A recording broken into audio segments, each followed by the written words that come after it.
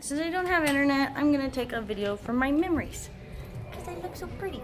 And this is Angelina. She looked pretty too. And this is the cruise boat. And we got to go up. Now, one thing about cruise boats is that you got to go on the elevators all the time. It really, really sucks. And another thing about cruise boats, you can't smoke weed, which really sucks. What do you like about the cruise, Angelina? I like the people. Oh, And the yes, fun. the people's cool. And ocean. Yeah, the people's fun. These are the glass elevators, and these are the regular elevators.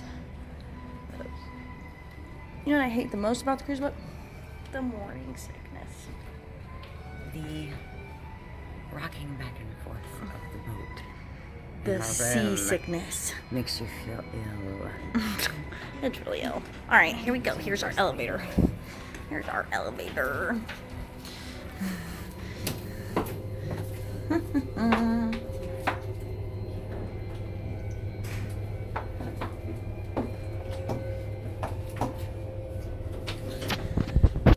So we're going up. I guess I'll pause it.